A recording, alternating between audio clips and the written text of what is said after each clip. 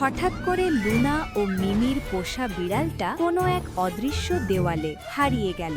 Luna ও মিমি অনেক কষ্ট পেল। জাদুময় এক রাস্তা দিয়ে তারা পৌঁছিল এক অদৃশ্যময় বনে। জাদুর বনে কি হলো তুমি কি জানতে চাও?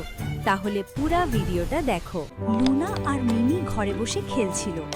আপু, মিনাকে দেখো কি সুন্দর ঘুমাচ্ছে।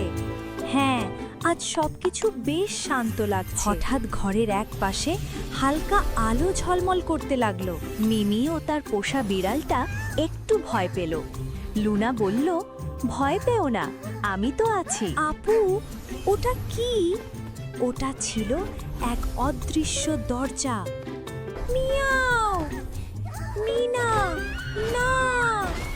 ভয় পেও না মিমি, বিড়ালটাকে আমরা ফিরিয়ে নিয়ে আসব। তুমি আর কান্না করো না, আমি একটা উপায় খুঁজে বের করব। লুনা আর মিমি সাহস করে অদৃশ্য দরজার ভেতরে ঢুকে গেল। ভেতরে ছিল ভাসমান পাথরের পথ, জাদুময় একটা বন। লুনা ও মিমি ভয় না পেয়ে সামনে দৌড়ে যেতে লাগলো। দৌড় দিতে দিতে লুনা ও মিমির সামনে ছিল এক ভাসমান উড়ন্ত পাথরের অদৃশ্যময় রাস্তায়। মিমি একটু ভয় পেল। লুনা বলল, ভয় পেও না, আমি তোমার সাথে আছি। আপু, আমি পারবো তো? আমার হাত ধরো, আমরা পারবো।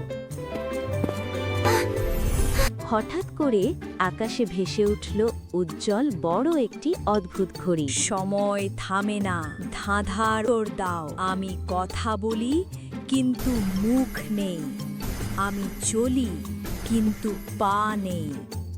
উত্তরটা সময়। সঠিক উত্তর, এগিয়ে যাও।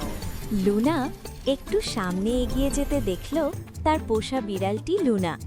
লুনা অনেক খুশি হলো। বিড়ালটাকে বুকে জড়িয়ে নিয়ে অনেক আদর করল লুনা।